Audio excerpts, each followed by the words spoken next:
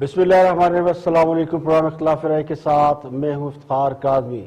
نواز شریف اور ان کی سیاسی جماعت کو یعنی مسلم لیگ نون کو ایسے سیاسی معاملات میں الجھا دیا گیا ہے جن کا حاصل وصول کچھ نہیں ہے۔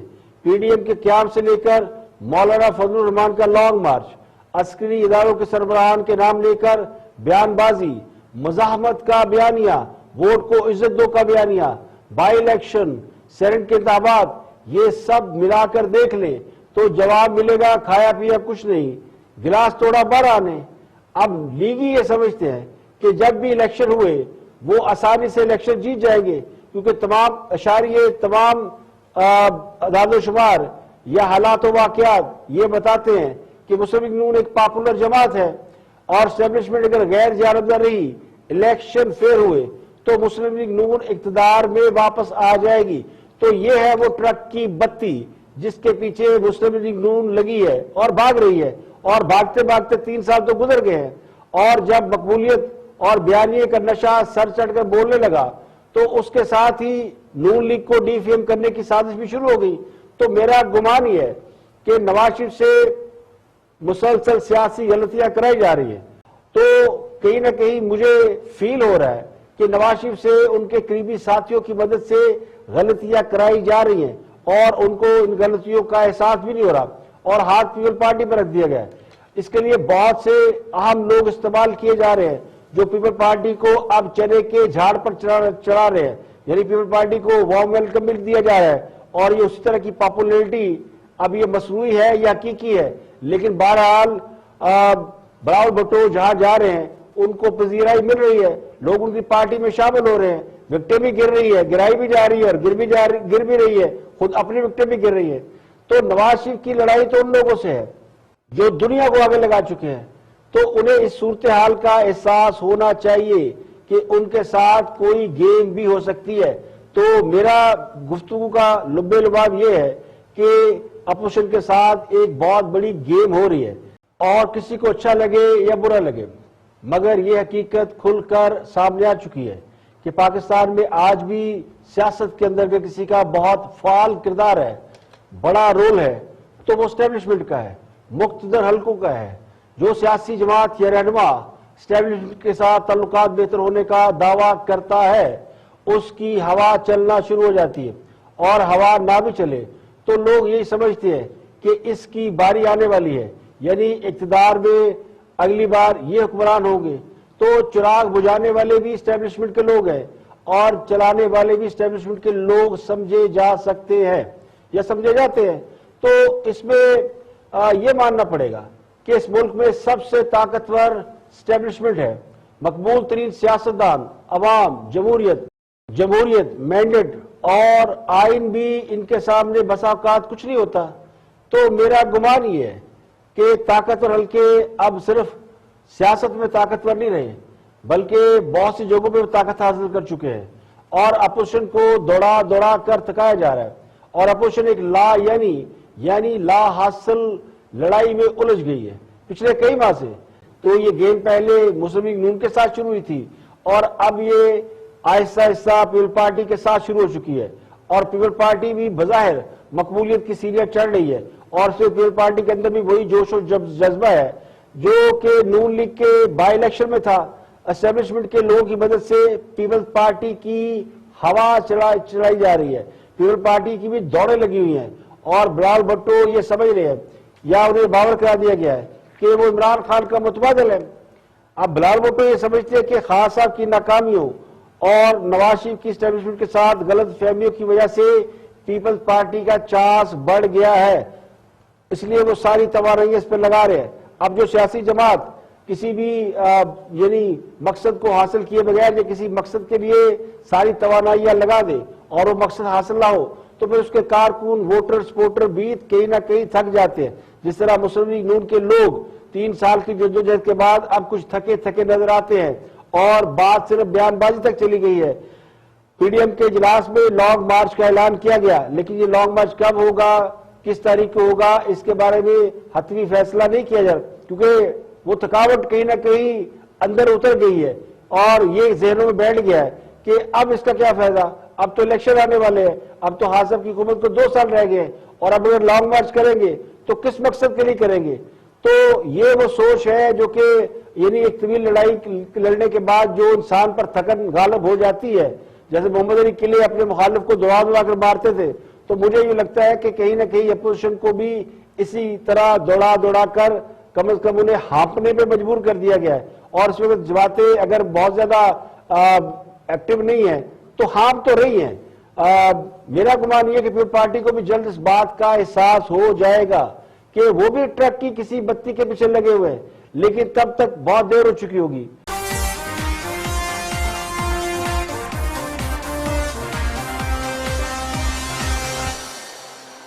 الیکٹرانک ووٹنگ مشین وہ منصوبہ ہے جس کے ذریعے حکومت آئندہ اقتدار میں آنے کا پلان کر رہی تھی، تو اب لگ گئی ہے دوڑیں۔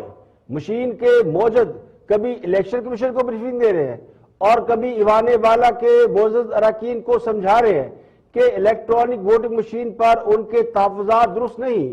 ای وی ایم مشین یعنی الیکٹرانک مشین بالکل درست ہے، مگر کیا کریں؟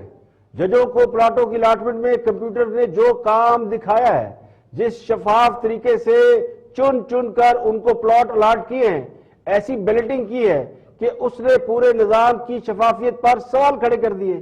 اب جس نظام میں کمپیوٹر استعمال ہوتا ہے، ویسے تو کمپیوٹر پاکستان کے بلکہ دنیا کے ہر نظام میں بنیادی جز بن چکا ہے، لیکن دنیا بھر میں اس نظام کو محفوظ رکھا جاتا ہے، محفوظ بنایا جاتا ہے، کمپیوٹر کے ذریعے کام ہوتا ہے۔ تو جہاں جہاں پاکستان میں کمپیوٹر کے ذریعے کام ہو رہا ہے ان سب پر سوالیہ نشان لگے ہیں۔ ایف بی آر سے حساس ڈیٹا لیک ہو سکتا ہے، یعنی ہیک ہو سکتا ہے، تو پھر کچھ بھی ہیک ہو سکتا ہے۔ کمپیوٹر کے ذریعے بہت سے کام ہوتے ہیں، انعامی بانڈ کی قرب اندازی ہوتی ہے، لوگوں کے کروڑوں روپے کے بانڈ نکلتے ہیں، پلاٹوں کی الاٹمنٹ ہوتی ہے، لینڈ ریکارڈ ہوتا ہے، انکم ٹیکس اور ہر چیز کا ریکارڈ۔ بے شمار ایسے کام ہیں جن کے اوپر سوالیہ نشان لگ گئے کہ ان میں گڑبڑ ہو سکتی ہے۔ تو الیکشن کمیشن اور سیلیکٹ کمیٹی نے جو اعتراضات اٹھائے ہیں ان کے مطابق تو ای وی ایم سے نہ تو دھاندلی رک سکتی ہے، نہ ووٹر کی شناخت خفیہ رہے گی۔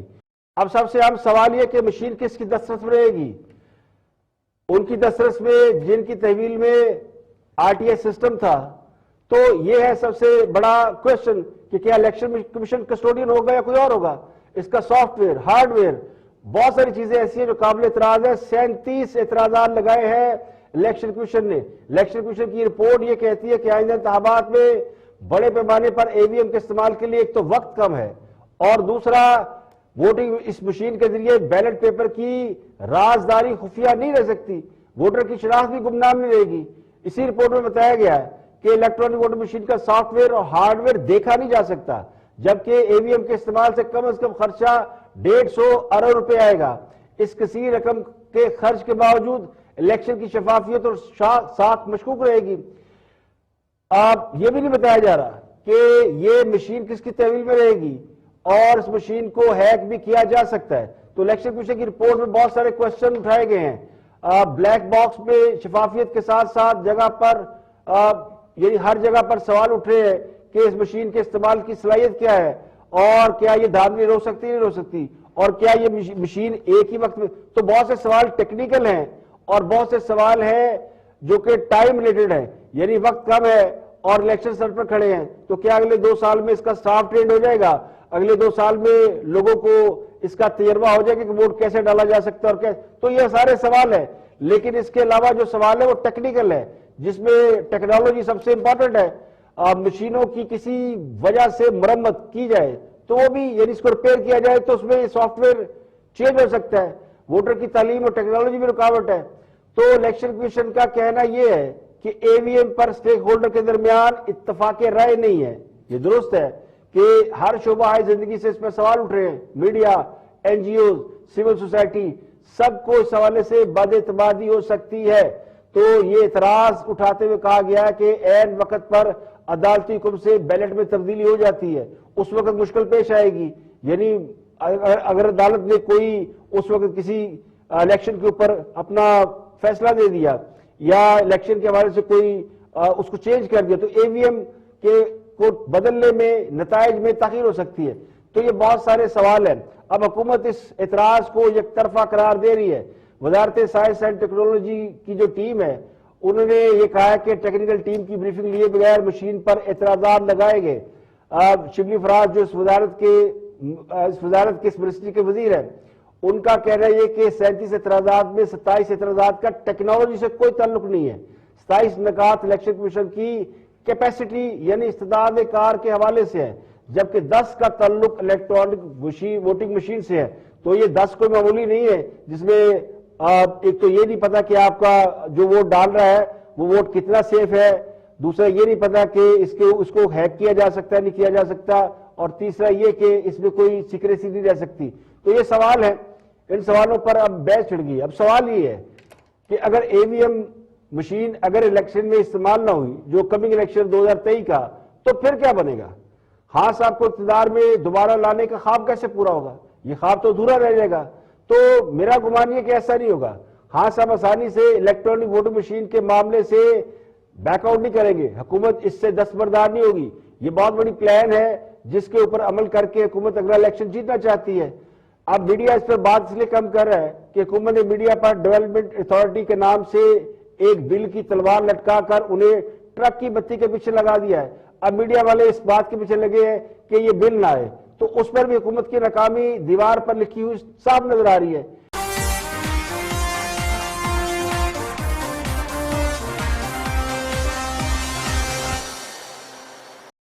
پچھلی حکومتیں جو اپنی کارکردگی کے اشتہارات جب اخباروں میں چھپایا کرتی تھی تو خان صاحب یہ کہا کرتے تھے کہ یہ ان کے باپ کا پیسہ ہے۔ سرکاری اشتہارات عوام کے پیسوں سے چھاپ کر حکمران اپنی خود نمائی کر رہے ہیں۔ تو جس طرح خان صاحب کے بہت سے دعوے پلٹ کر ان کے اوپر واپس آئے ہیں، اسی طرح کا یہ دعویٰ بھی ان کے اوپر پلٹ کر واپس آیا ہے، جسے ہم آسان الفاظ میں مکافات عمل کہتے ہیں۔ آج کا ایک بہت بڑا نیشنل اخبار ہے جس میں 40 صفحات پر مشتمل ایک سپلیمنٹ چھپا ہے۔ سپلیمنٹ سے کہتے ہیں جس کی خصوصی اشاعت ہو، جس کا عنوان بڑا ہی زبردست ہے، یعنی نیا پنجاب۔ اب خان صاحب تو نیا پاکستان بنانے چلے تھے، تو جناب عثمان بزدار صاحب نے پنجاب کو بھی نیا پنجاب بنانے کا اعلان کر دیا ہے، اور مثال کے طور پر انہوں نے جو فرنٹ پیج ہے اس کے اوپر مینار پاکستان، شاہی قلعہ اور لاہور ہائی کورٹ کی عمارتوں کی تصاویر پر مشتمل ایک سپلیمنٹ چھاپا ہے۔ تو بہت سے لوگ سوشل میڈیا پر سوال پوچھ رہے ہیں کہ اب اس پر کس کے باپ کا پیسہ لگا ہے؟ کیا خان صاحب اور عثمان بزدار خود نمائی نہیں کر رہے؟ اب جو تصویریں اس سپلیمنٹ میں چھاپی گئی ہیں ان کے مطابق تو مینار پاکستان اور شاہی قلعہ بھی جناب عثمان بزدار نے ہی تعمیر کیا تھا۔ تو اب اسے منافقت نہ کہا جائے تو اور کیا کہا جائے؟ یعنی ماضی میں اس قسم کے اشتہار پر ساری پی ٹی آئی مل کے شور بجاتی تھی کہ دیکھیں شہباز شریف اپنی تصویریں چھپوا رہے ہیں، ہر پروجیکٹ کے اوپر جو ہے اپنی تصویر لگوا لیتے ہیں۔ تو یہ جو 40 صفحات چھاپے گئے ہیں یہ کیا ہے؟ یعنی خود اوروں کو نصیحت اور خود میاں وصیت۔ ویسے تو کپتان صاحب جو کہتے ہیں وہ کر کے دکھاتے ہیں، تو انہوں نے جو کہا تھا کہ وہ نہیں کریں گے وہ بھی کر کے دکھا رہے ہیں۔ خان صاحب نے پچھلے دنوں ایسے چلتے چلتے عثمان بزدار سے شکوہ کیا تھا کہ آپ کام بڑے کرتے ہیں لیکن کہیں ان کی تشہیر نہیں ہوتی، تو لگتا ہے عثمان بزدار صاحب اس بات کا غصہ کر گئے ہیں، تو انہوں نے اس کا جواب 1-2 نہیں بلکہ 40 صفحات پر مشتمل سپلیمنٹ شائع کر کے دے دیا ہے۔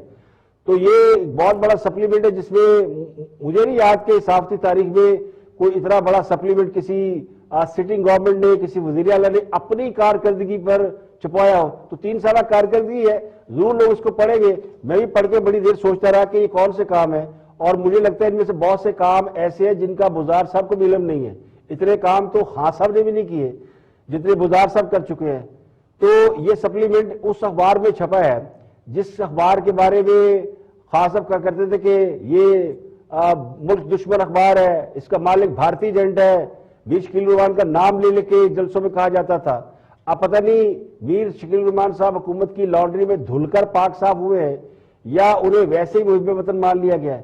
اب اس قسم کے تعریفی مواد پر مشتمل سپلیمنٹ کروڑوں روپے دے کر چھپوائے جاتے ہیں، یہ مفت میں شائع نہیں کیے جاتے، خواہ آپ پر نیب کے مقدمات ہی کیوں نہ ہو۔ کچھ لوگ تو یہ کہنے کی کوشش کر رہے ہیں کہ نہیں میر شکیل صاحب نیب کے مقدمات سے بچنے کے لیے انہوں نے خود سے یہ چھاپے ہیں، تو وہ خود سے کیوں چھاپیں گے؟ کوئی بھی اخبار خود سے اس قسم کی ایکٹیویٹی نہیں چھاپتا جب تک انہیں مواد پرووائڈ کر کے اس کی کوئی اچھی خاصی پیمنٹ نہ کی گئی ہو۔ تو میرا اپنا گمان یہ ہے کہ عثمان بزدار کی کارکردگی یا عثمان بزدار کسی کو یاد رہے یا نہ رہے، مگر یہ 40 صفحات پر مشتمل کتابچہ تاریخ کا حصہ بن جائے گا، اور کبھی کوئی 100-200 سال بعد کسی نے کھدائی ودائی کی, کہیں سے کوئی کسی کا ہاتھ کی کتابچہ لگ گیا تو لوگ سمجھے گے کہ ہاں پنجاب میں ایک شیر شاہ سوری ہوا کرتا تھا. تو یہ اس سے کم کارنامے نہیں جو شیر شاہ سوری نے کیے تھے, بلکہ شیر شاہ سوری کے کارنامے بھی عثمان بزدار کے آگے ہمیں پھیکے نظر آنے لگے ہیں.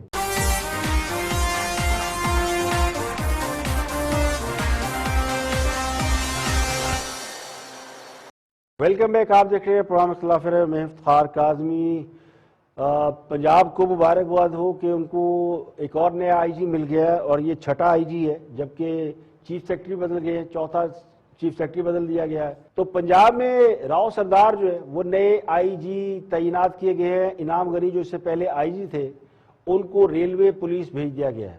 اب ریلوے پولیس کا آئی جی ہوتا ہے اسے تو ایک تھانے کا ایس ایچ او تگڑا ہوتا ہے, تو ان کو بھیج دیا گیا ہے سزا کے طور پر ریلوے پولیس میں. تو بیوروکریسی میں بھی تبدیلیاں کی گئی ہیں, چیف سیکرٹری تبدیل کیے گئے ہیں. جواد رفیق پنجاب کے چیف سیکرٹری تھے, ان کی جگہ کامران افضل وہ 5ویں چیف سیکرٹری ہوں گے, جبکہ آئی جی پنجاب جو ہے سردار راؤ جو ہے وہ 7ویں آئی جی پنجاب ہے. تو یہ عثمان بزدار صاحب کو جو 3 سالہ دور حکومت ہے نا, یہ کسی اور حوالے سے یاد رکھا جائے یا نہیں رکھا جائے, لیکن جو انہوں نے دوڑیں لگوائی ہیں نا افسروں کی, یعنی کسی افسر کو ٹکے بیٹھ نہیں دیا. وہ ایک پنجابی کی مثال ہے نا کہ کسی کے پاؤں نہیں انہوں نے لگنے دیے. ہر 2 مہینے بعد, 4 مہینے بعد, 6 مہینے بعد چیف سیکرٹری تبدیل, آئی جی تبدیل, اور سیکرٹری تو بے شمار تبدیل ہوئے ہیں, وزراء کی وزارتیں تبدیل, ترجمان تبدیل, ہر چیز میں تبدیل کرتے ہیں. میرا خیال اتنے کپڑے تبدیل نہیں کیے ہوں گے چیف صاحب نے جتنے, یعنی پنجاب کے جو چیف منسٹر ہیں جتنے انہوں نے بیوروکریسی کے افسر تبدیل کیے ہیں. تو چیف سیکرٹری کی جو اوسط مدت ملازمت ہے وہ 9 ماہ ہے, اور آئی جی کی اوسط مدت ملازمت 6 ماہ رہی ہے. اب 6 ماہ کا آئی جی اور 9 ماہ کا چیف سیکرٹری وہ کیا ڈلیور کرے گا؟ وہ کہتے ہیں ننگی نہائے گی کیا اور نچوڑے کی کیا. پتہ نہیں کیا فکر ہے, یا کہ فارمولہ ہے قوم کو کم از کم بتائی دیا جائے کہ وہ سمجھتے ہیں کہ کوئی بندہ کسی عہدے پر لگایا جائے اور جیسے وہ 5-6 مہینے میں سیٹل ہوتا ہے, یعنی اس کی کوئی کہیں پاؤں شاؤں ہاتھ پاؤں وہ کھولتا ہے, اسے پتہ چلتا ہے کہ یہاں سے کچھ وہ کہتے ہیں کرپشن ہو سکتی ہے, مال کمایا جا سکتا ہے, تو اس لیے بدلا جاتا ہے. یہ والا سٹینڈ لے لیں, کوئی تو سٹینڈ لے کے بدلنے کی وجہ کیا ہے؟ کارکردگی کی بنیاد پہ تو نہ کوئی تعینات ہو رہا ہے نہ بدلا جا رہا ہے. اب یہ 5واں سیکرٹری اور 3 سالوں میں 7واں آئی جی, اس سے بڑے بڑے لوگ رہے چیف سیکرٹری کے عہدے پر. اکبر حسین درانی رہے, یوسف نسیم کھوکھر جو کہ بہت ہی نامی گرامی آدمی تھے اور پچھلی گورنمنٹ میں ان کو بڑے اہم عہدے دیے گئے. اعظم سلیمان رہے, جواد رفیق ملک, اور اس کے بعد آئی جی کلیم امام بڑے شریف آدمی, طاہر عالم خان, امجد سلیمی, عارف نواز, شیخ دستگیر, انعام غنی. تو یہ سارے وہ لوگ ہیں جو کہ جن کے بارے میں پتہ نہیں خان صاحب کیا سوچتے ہیں. یا تو خان صاحب بندہ لگاتے ہیں تو وہ کریڈیبل نہیں نکلتا, یا کوئی کریڈیبل بندہ لگاتے ہیں تو ان کو اس پہ یقین نہیں آتا. تو اب پتہ نہیں, وہ خان صاحب کے بارے میں کہتے ہیں کپتان ہے اور اس کی ٹیم سلیکشن بڑی اچھی ہے. تو یہ ٹیم سلیکشن کا حال ہے, فیڈرل میں بھی یہ حال ہے, پنجاب میں بھی حال ہے کہ کوئی ایک بندہ ایسا نہیں سوائے مطلب ان کو تو پھر پرائڈ آف پرفارمنس ملنا چاہیے جو خان صاحب کی دور حکومت میں یعنی اب تک اپنے عہدے پر تعینات ہیں, جن میں پولیٹیکل تعیناتیاں پنجاب اور خیبر پختونخوا کے چیف منسٹر تو ہیں ہی یا گورنر ہیں, لیکن بہت سی جگہوں پہ باقی لوگ سب جو ہے وہ تبدیل ہو رہے ہیں اور ہوتے چلے جا رہے ہیں. تو وہ کہتے ہیں جو چاہے آپ کا حسن کرشمہ ساز کر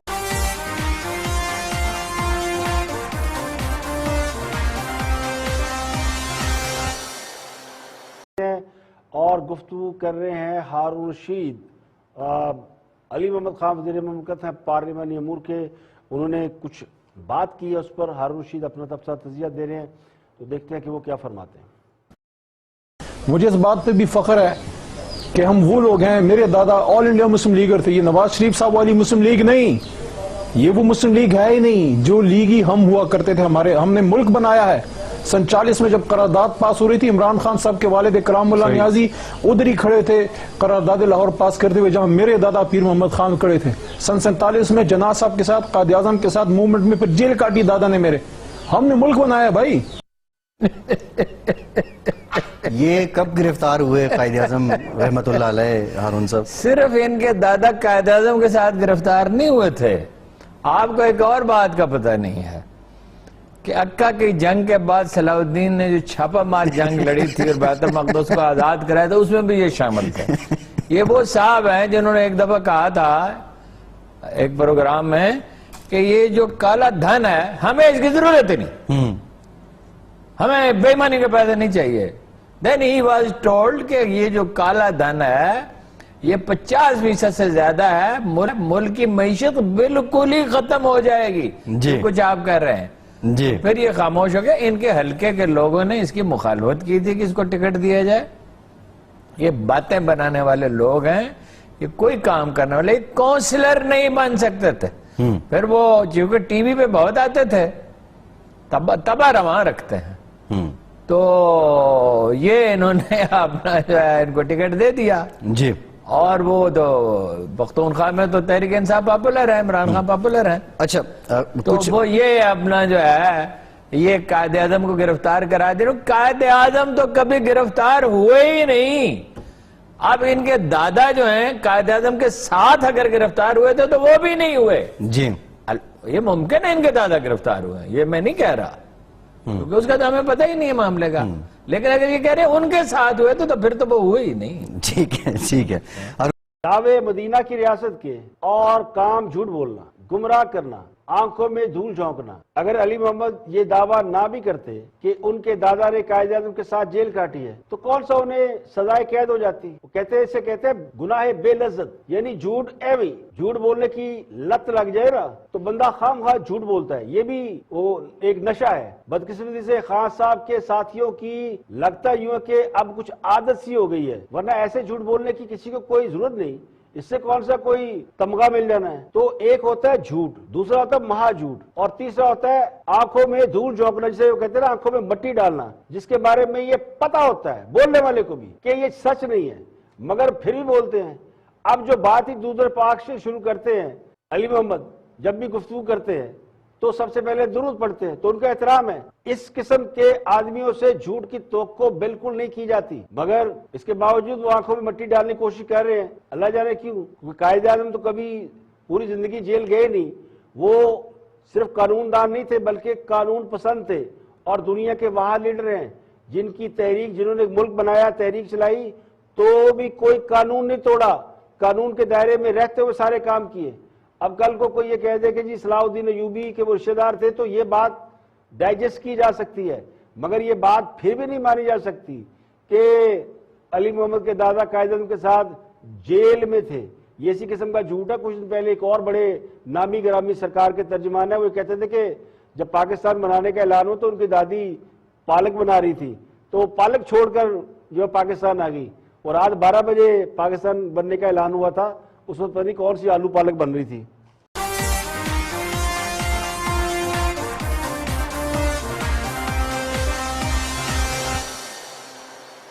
بلی بلاخر تھیلے سے باہر آ گئی۔ جو یہ کہتے تھے کہ مسلم لیگ نون ختم ہو گئی ہے، دم توڑ گئی ہے، اس کا وجود ختم ہو گیا ہے، ان کو یہ نظر آ گیا ہے کہ اگلے الیکشن میں مسلم لیگ نون کو نہ توڑا گیا تو پھر الیکشن جیتنا مشکل ہے، تو انہوں نے مسلم لیگ نون کو توڑنے کے لیے چودھری نثار کو میدان میں اتار دیا ہے، اور چودھری نثار کو پنجاب کا محاذ سونپا جا رہا ہے۔ ذرائع یہ کہتے ہیں کہ چودھری نثار کو تحریک انصاف کی جانب سے پنجاب کا صدر بنانے کی آفر کی گئی ہے، اور انہیں یہ ٹاسک دیا گیا ہے کہ لیگی اراکین کی توڑ پھوڑ شروع کریں۔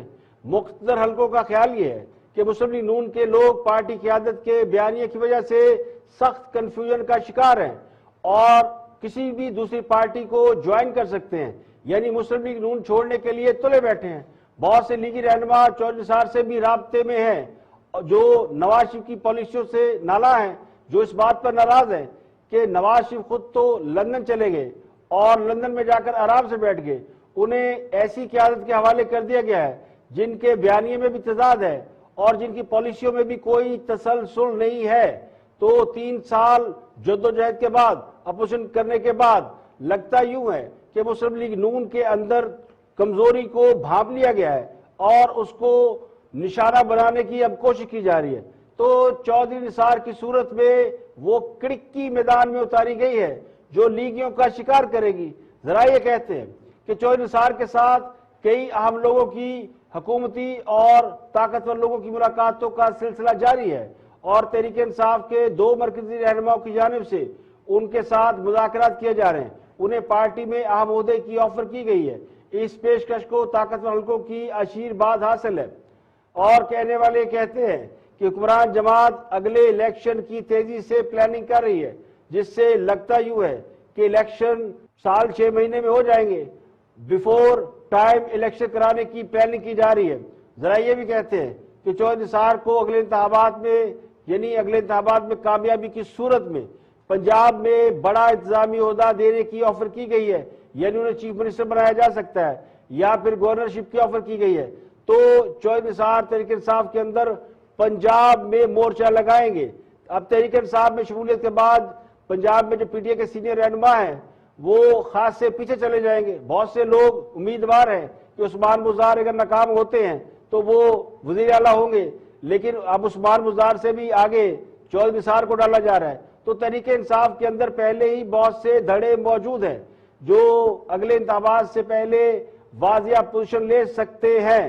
جہانگیر ترین اس میں مرکزی رول پلے کر سکتے ہیں. اس کے علاوہ اور بھی اہم لوگ جو اس وقت پنجاب کے انتظامی عہدوں پر موجود ہیں وہ بھی گروپنگ کرنے کی کوشش کر رہے ہیں.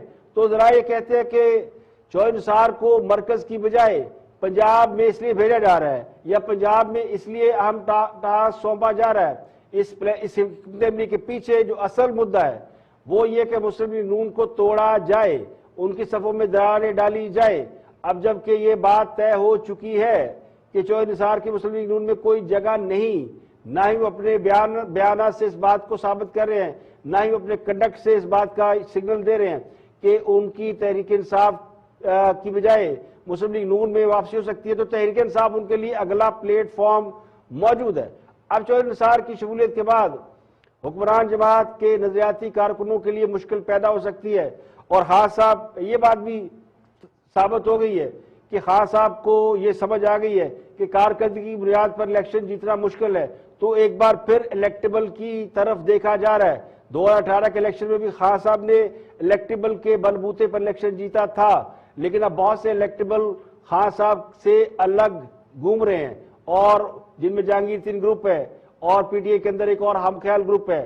یہ الیکٹیبل کا گروپ ہے جو خان صاحب سے دور ہوتا جا رہا ہے اور خود تحریک انصاف کے نظریاتی کارکن یا جو کہہ لیں جو فاؤنڈر ممبر ہوتے ہیں وہ بھی کافی حد تک خان صاحب نالا ہیں. تو یہ کچھ لوگ ہیں جو مل کے نئی پی ٹی آئی بنا سکتے ہیں. تو خان صاحب نے اس لیے نئی پی ٹی آئی کا سامنا کرنے کے لیے ایک بار پھر الیکٹیبل کی طرف رجوع کرنے کا فیصلہ کیا ہے. تو بہت سے لوگ ایسے ہیں جو اپوزیشن کر چکے ہیں اور اب حکومت میں آنے کا سوچ رہے ہیں، وہ کسی بھی جماعت میں ہوں. تو ان کے لیے 14 نثار کی صورت میں ایک پلیٹ فارم مہیا کیا گیا ہے. اب 14 نثار چونکہ حکومت میں رہ چکے ہیں، بہت عرصہ مسلم لیگ نون میں رہ چکے ہیں، تو بہت سے اہم الیکٹیبل لوگوں سے جو نون لیگ کے تھے یا کاف لیگ کے ہیں یا اور جماعتوں کے ہیں ان کے ساتھ ان کی کافی انڈرسٹینڈنگ ہے. تو 14 نثار تحریک انصاف کے لیے وہ کہتے ہیں نا اس کو ری بلڈ کرنے میں مدد کر سکتے ہیں. اب پنجاب چونکہ اس وقت مسلم لیگ نون کا گڑھ ہے، اس میں کوئی شک نہیں کہ موجودہ وقت میں مسلم لیگ نون پنجاب کی سب سے پاپولر پارٹی ہے. پیپل پارٹی پنجاب میں اپنی جگہ بنانے کی کوشش کر رہی ہے، وہ بھی ساؤتھ پنجاب میں. اب پیپل پارٹی کے وہ لوگ جو تحریک انصاف میں چلے گئے تھے وہ بھی واپسی کی راہ دیکھ رہے ہیں، تو انہوں نے بھی کسی نہ کسی جماعت میں جانا ہے. تو پرائیورٹی ان کی پیپل پارٹی ہوگی.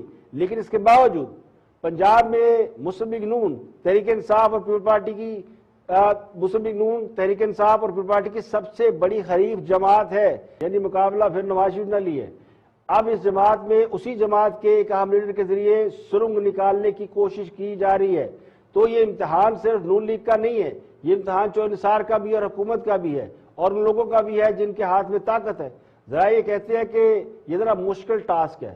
اب پچھلے 2-3 سال میں دیکھیں تو مسلم لیگ نون کے اندر کوئی بہت بڑی دراڑ نہیں آئی، کوئی بہت زیادہ لوگ چھوڑ کے نہیں گئے، بلکہ لوگ جیلیں بھگتنے کے باوجود ابھی تک اس جماعت کے ساتھ موجود ہیں. تو جس جماعت کو اتنا پریشر، جیلیں، لالچ، مراعات اور یہ سب کچھ نہیں توڑ سکا، اس کو 14 نثار توڑ لیں گے یا 14 نثار کے کہنے پر لوگ پارٹی چھوڑ دیں گے. یہ خاصا مشکل ٹاسک ہے. لیکن سیاست چونکہ بڑی ظالم ہوتی ہے، اس کے سینے میں دل نہیں ہوا کرتا اور اقتدار سے باہر رہنے والے سیاستدانوں کا حال وہی ہوتا ہے جو جل بن مچھلی کا ہوتا ہے. تو کچھ بھی ہو سکتا ہے.